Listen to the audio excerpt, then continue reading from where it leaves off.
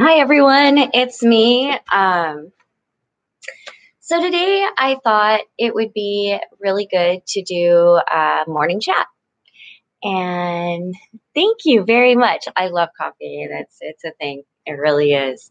And first, I'm going to preface everything by saying if you enjoy this channel, please like and subscribe. I would really appreciate it, and it helps get the message out.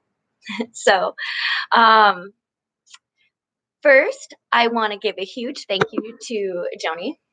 And like yesterday, I got another package of knit hats. I am so thankful. These are wonderful, and they are definitely going to keep people warm. And then it made me smile a lot because what else keeps people warm better?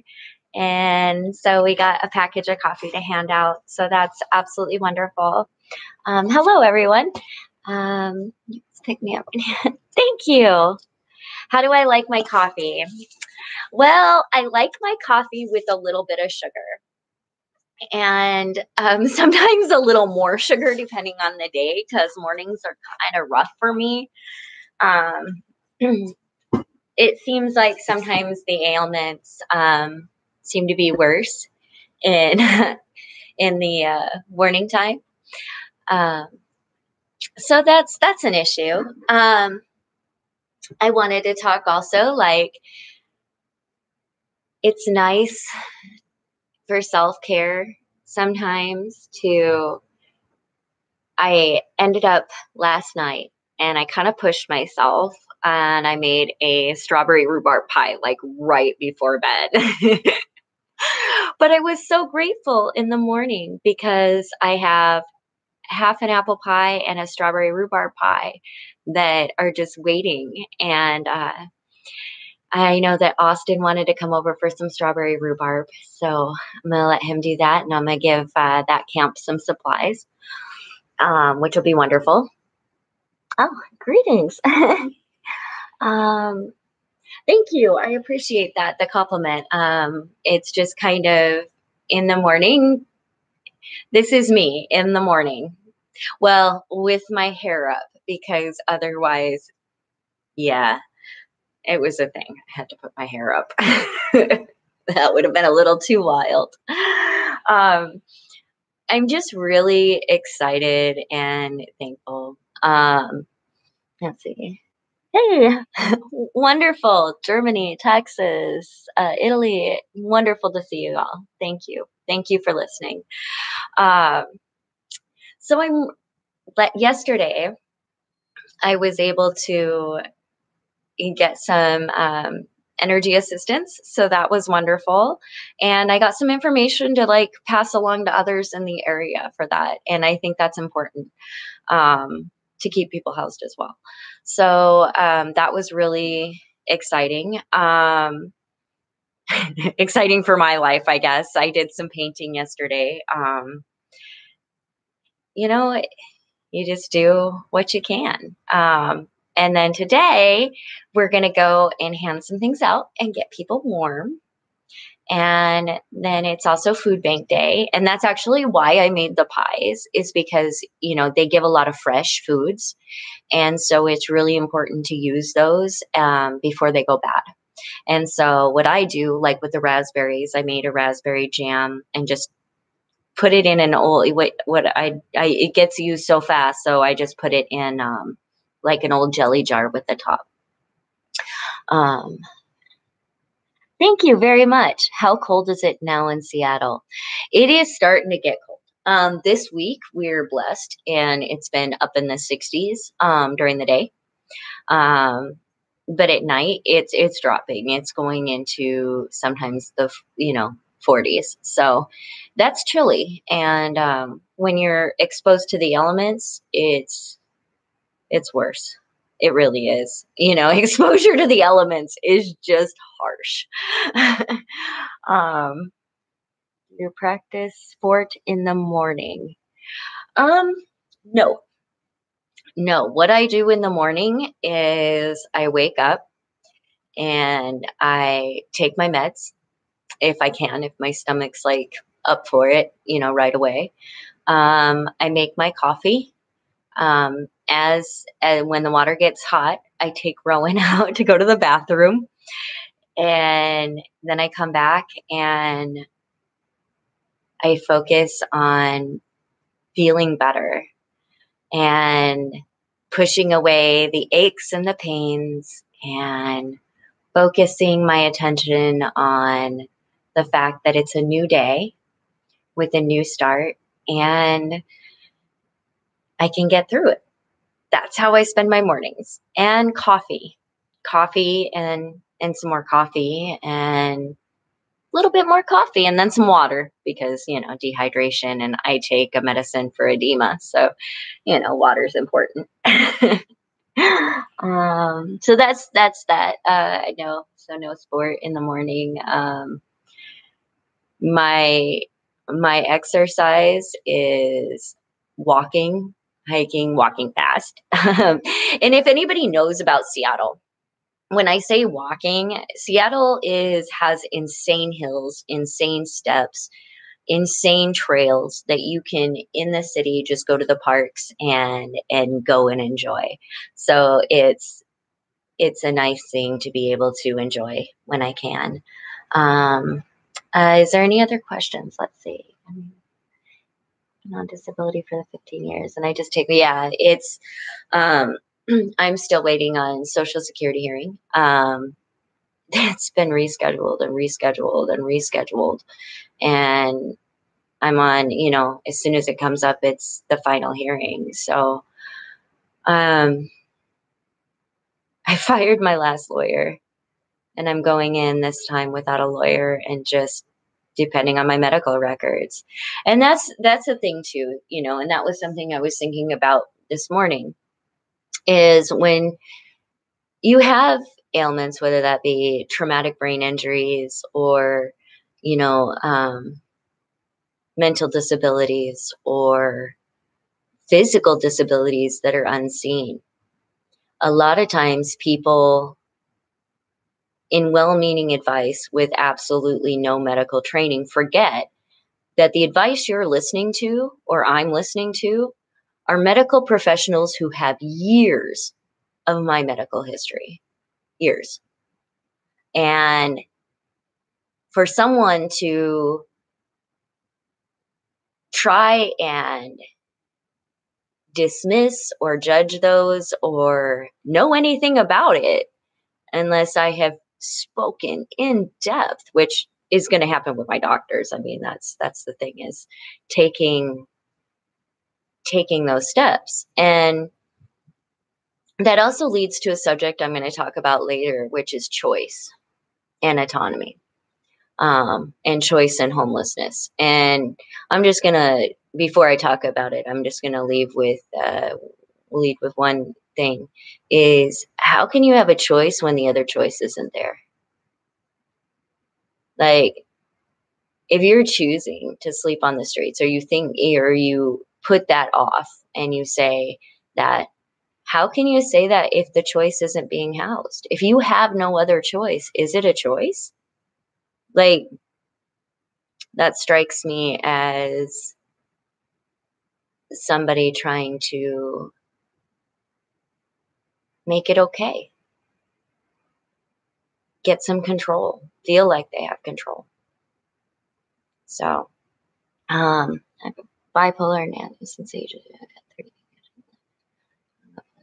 Yeah, it's sports are one of those.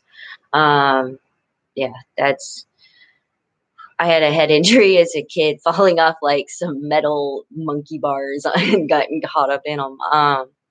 But as an adult, you know, it doesn't matter what your head injuries come from. Repeated head trauma causes problems. You you change as a person. Luckily, for some of us, that's some of us, and it depends on the part of your brain that you damaged.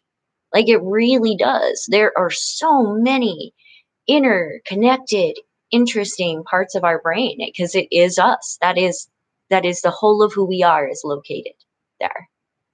Um, not but Miss Effie.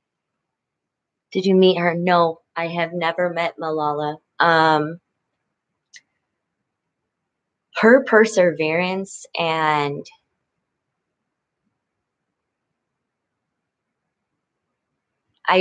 her healing and her way of being is beautiful. And to give back the way she does is phenomenal.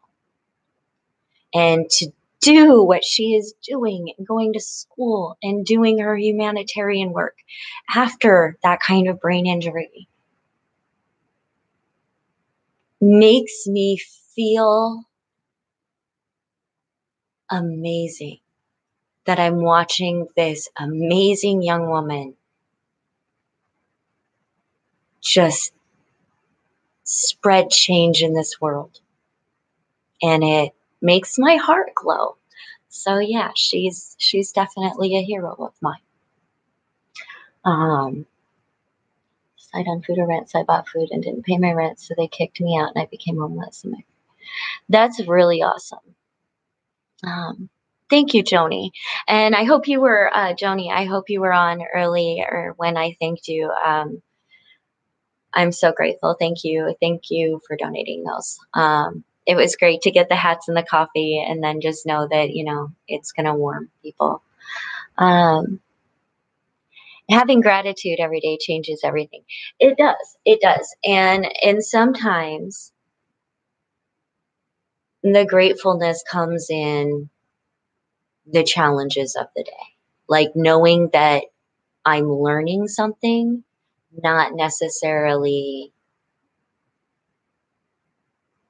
being battered by something. Reframing my challenges into what am I going to learn from this has been amazingly helpful. And just seeing the beauty around me, no matter where I look, I can find something beautiful. And sometimes it takes that redirection to just get the mind off of some of the things that come with normal life and the things that come with head trauma.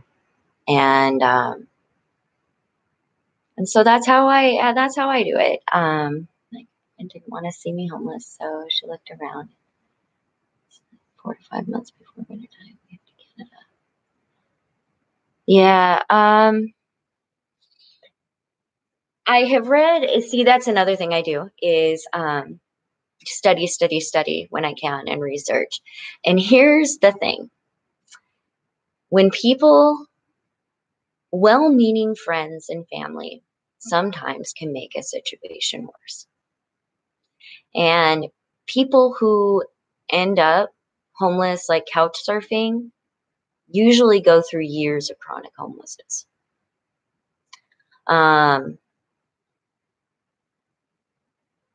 People like their personal space.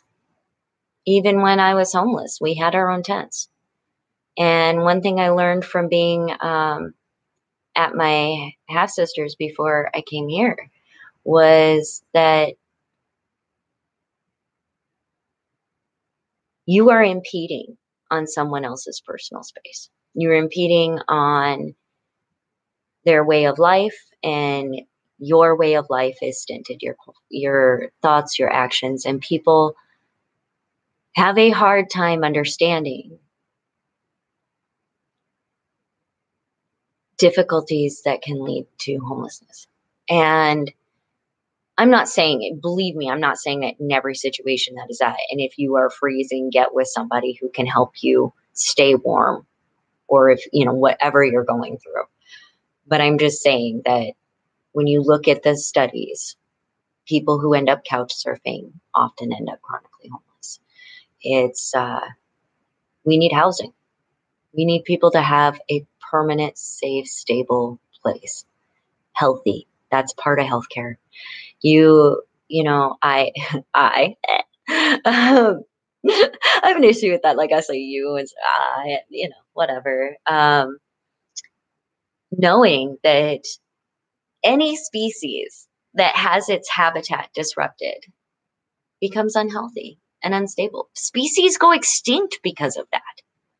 It and for some reason we can't attribute that with humans. We've got to make it into a morality issue or a values issue, as if because that's unattainable, there must be something wrong with that person, and their value. Because a lot of times in this society, we value people as a monetary worth, what they're worth monetarily.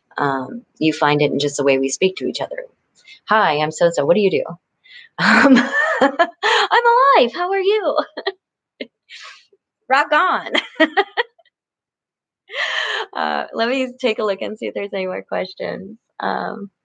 Take care of yourself and remember to keep your head in the water. Thank you. Thank you. Tiny homes could be a solution. Okay, here's what I want to say about the tiny homes. I'm going to take a drink of coffee, though, because it is getting cold. Tiny homes, if they are homes, that is the solution. But here's the issue that I see is that there are being sheds erected and being called tiny homes. For a habitat to be successful, you need a place to care for yourself. And that includes heat and water and sanitation. Otherwise, you have a tent with harder walls. If it's going to be a home, make it a home. But for most of these villages, from what I have experienced and seen within the city of Seattle, there are some, great ones outside or whatever, but in the city of Seattle, it's sheds. It's sheds. They're putting people in sheds and calling them tiny homes. And great. I mean, it gets people out of the cold if they're allowed to have heaters. There was one village that just got electricity in their homes and things, and that was awesome. But, we're still doing that. And honestly, I chose a tent because I could choose where I was at and who I lived around. And with my medical issues, I have to be very careful about who's in my space and really watch for feeling safe. Tiny home needs an area with toilet and shower blocks. Well, yeah, okay. Yeah, I feel that. There are many of them that have, but let's call it what it is though. Okay. There is a distinction between a home with running water and a kitchen and a bathroom, even if it's a studio. There is a huge difference between that and a shed that has outdoor supplies. There is a huge difference. So I want to be clear on, I think tiny homes are beautiful and wonderful, but putting people in sheds, okay, what? Just what? Let's spend the money on housing. Like, this is what? All the points. Thank you. Hey there, I have so 2 months ago. You're so good. Thank you. I appreciate that. They can have solar panel. Yeah, they can. They can have all of that. They could make this amazing. There are tiny homes that are completely sustainable. I mean, environmentally wise and everything else. And we could totally do this. That would be amazing. But without people's support behind it, it's not going to happen. And with some of these businesses, they make money off of the continued issues, like the contractors that are dealing with sanitation and this, and the employees that they're hiring because there's a higher homeless population, instead of making a difference in the environment, because climate change is the number one driver right now of human instability. Okay. And so if we can make those steps and house people and teach them, it doesn't take much to teach people sustainability, and I am sure there are tons of volunteers that would do that. So let's see here. I want to go in a tiny house, but here in Quebec, authorities make it difficult to go forward because they lost taxes. Yeah, absolutely.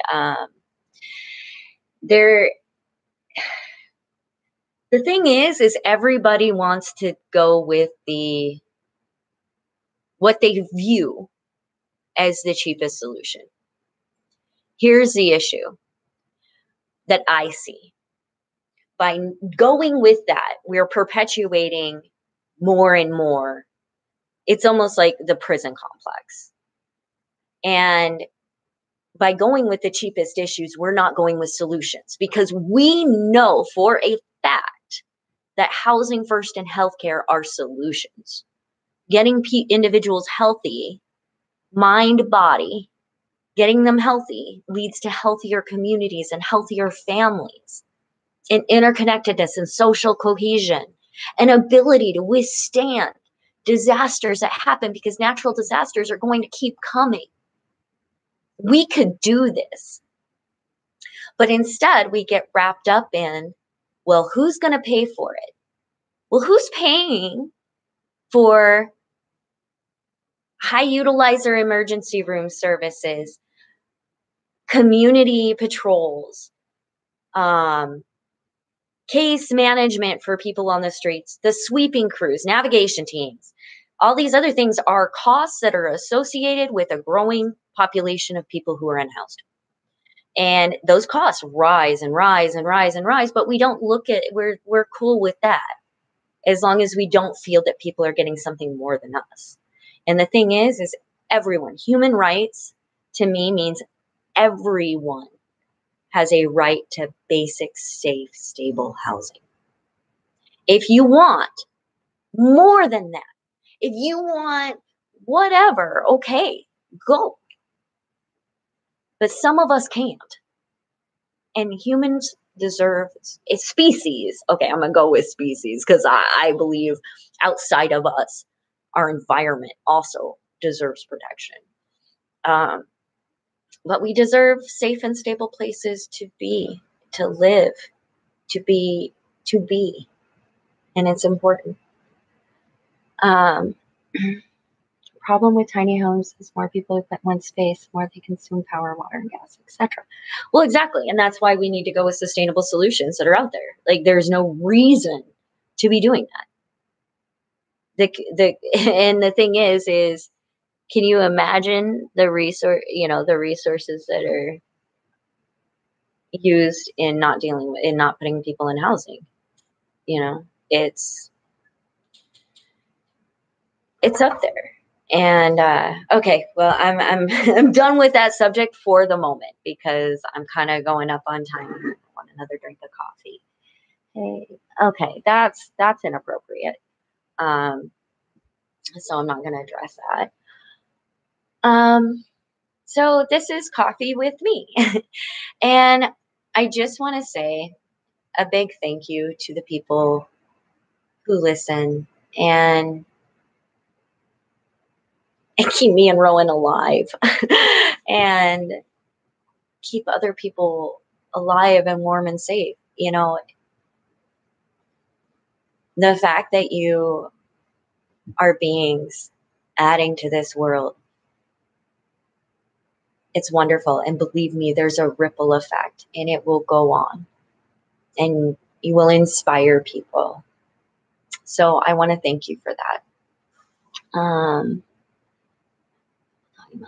What do I feel about off-grid living? Okay, here's the off-grid living is great if you have the resources. Here's the issue. For example, I will use my own issue. I'm from Northwest Montana originally, so I'm cool with off-grid living. I got, but if you are sick, I had to come somewhere that had brain injury treatment. I had to come somewhere where there were resources that I could fend for myself while I received the medical treatment. And for most people who are unhoused, they need resources. And so to live away from where there's access, because you have to realize there is a huge majority of people who have no idea what the plant life or anything else is around them, their environment. They are not trained in survival situations. And honestly, they need access to resources. So off grid living, um, if you're talking about a rural areas are really, really hard for the unhoused. The support's just not there. And it tends to be sometimes aggressive, and um, there's a lot of animosity in the community. Um, so there's that. But as far as if you mean houses that are not reliant on fossil fuels, say they are energy efficient and sustainable. One example I like to use is, say, in Nigeria, when they, with the clay in the bottles, or some of the houses that are out now that aren't, that are completely you're growing your own food, you have rain collect, there are these things that are available that we could do. And I think we need to shift in that area, because it's a thing. It's not even gonna be a thing, it's a thing. Off grid means fend for oneself. Yeah, you get a lot of dead people that way. Um, in most situations, a person who is unhoused has just undergone a huge amount of trauma. To be able to, in the midst of that, even care for oneself is very, very difficult. And we find that a lot. I was able to go a little farther out, like when I moved the camp to the jungle, um, because it was a better quality of life to put my body in a little more pain and work for it than it was with the mental anguish of not seeing nature. I needed the nature. And if that meant going through a little extra to have some peace, I felt that that was a better quality of life decision than putting my tent on a sidewalk or in a park. Um, well, communities, of course, need to support each other. But the thing is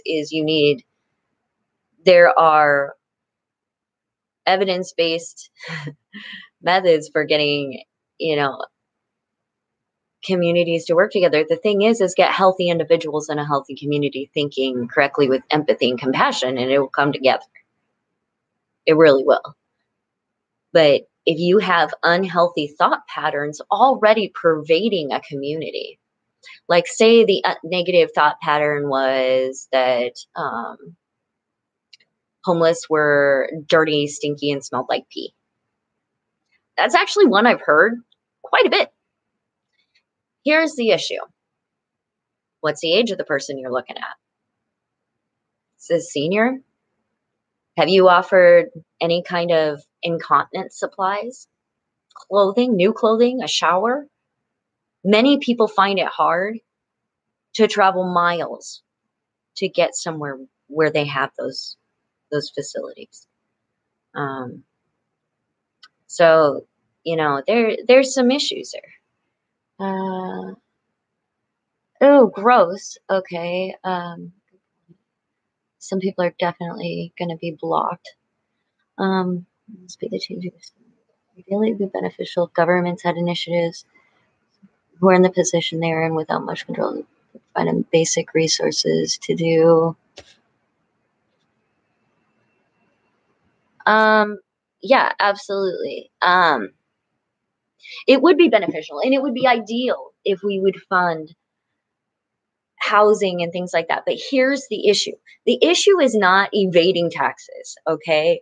And it seems to be the common thread that, by evading taxes or not paying taxes, somehow we're going to solve this. No, by putting the money where it is evidence-based and needed to make a whole healthy society, that's where the money should go.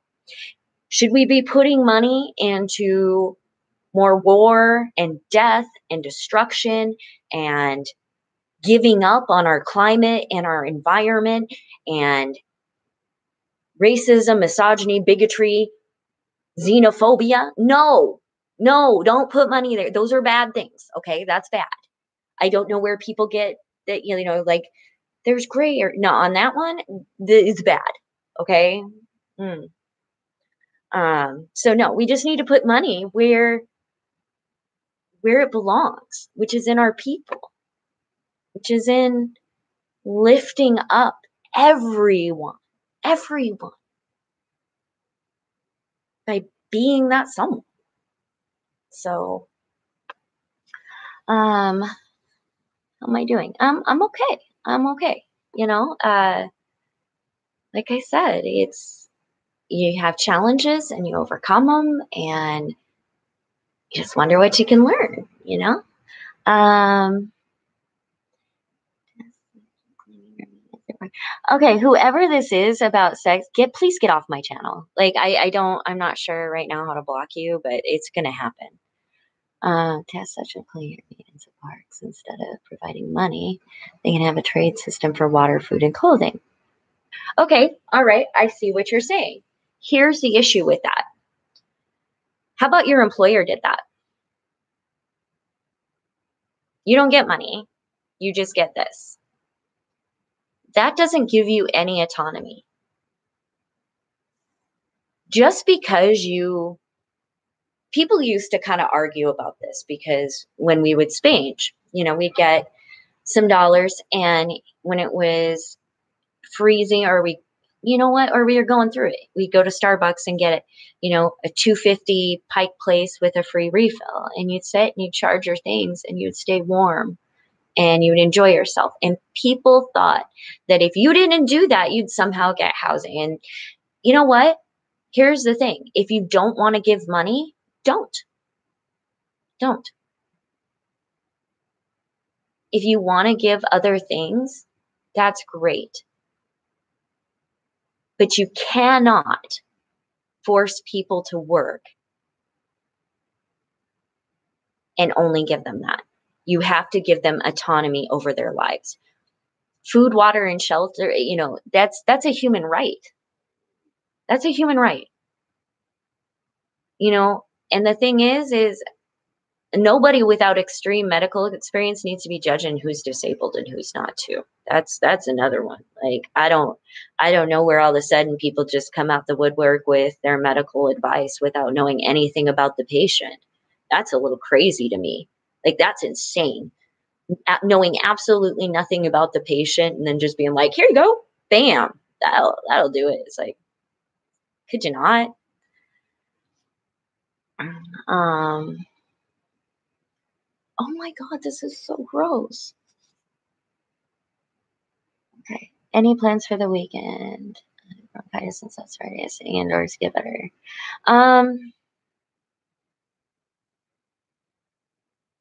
I would okay. I'm gonna address this. I understand what you're saying, but this would be a temporary solution to help them survive until working in a conventional sense becomes an option. Okay. What about the people with dementia? What are you gonna do then? What are you going to do about people who have substance abuse issues that they're sitting with MRSA? If you undergo a severe trauma, many, many times, you have to heal before you can be employed. Now, there are many, many places, such as like Millionaires Club, that do like daily, weekly, things like that work. But you also understand that when people do that, they lose their food benefits and they can lose their medical as well. and then they're off the housing rolls, and they're still homeless with a pittance. Okay, there are intricate issues at work here. Um, you're right. Governments are less and less spending money to fight poverty. Yeah, and here it's insanity. It is absolutely insanity the way we are destroying our people. It is, it's horrifying. It's horrifying to watch. Um, and we are only as good as the least of us, you know. Um, so that's it. Oh man, we're up to half an hour. Whew. I didn't mean to go on for so long, but I do want to thank you all.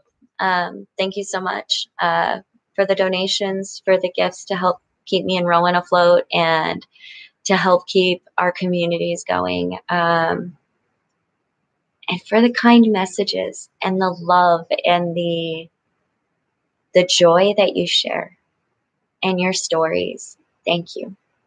And you matter. And I hope you all have a beautiful, beautiful day. Okay. And thank you guys. And thanks for your knowledge and the feedback. Feedback is wonderful, and it teaches us so much about one another and our different environments. And you know, to know that we are all one. It's a global community. And so I just send my love out. Bye, guys. I'm going to end the stream now. If I can see the mouse. Ah! Oh, my. It is so hard to, I got to change my mouse color.